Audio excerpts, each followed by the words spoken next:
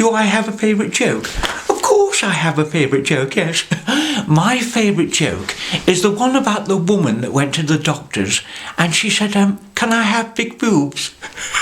And the doctor said, what do you mean? She said, you know, big boobs.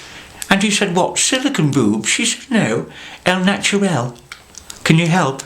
And he said, well, there is one thing you can do, I suppose. She said, what's that? He said, every morning before you go to work, he said, grab hold of them, massage them.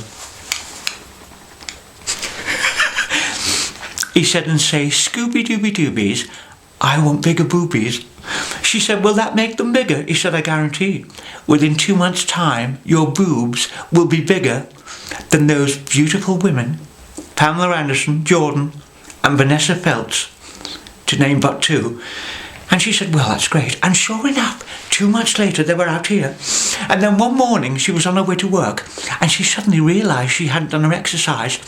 And she thought to herself, oh my dear God, if I stop doing it now, the chances are my boobs will shrink. So she stood up in the middle of the bus, grabbed hold of them and said, Scooby-Dooby-Doobies, I want bigger boobies. And the gentleman sitting next to her said, excuse me, my dear. He said, are you a patient of Dr. Evans? And she said, how can you tell? And he said, hickory-dickory-dock. That's my favourite one, I must admit. Yes, I do love that joke, it's wonderful. Every year in cold December, the 25th is always on my mind. And I get up on Christmas morning to see what he has left behind. The dining table in the corner, on which I left a sandwich and some pop, is now inside old Father Christmas. Now look what's on the tabletop. He's left behind accessories,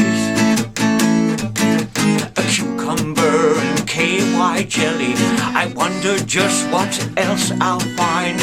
He's left behind accessories, a mobile phone with digi-camera, a camcorder, God, he's so kind.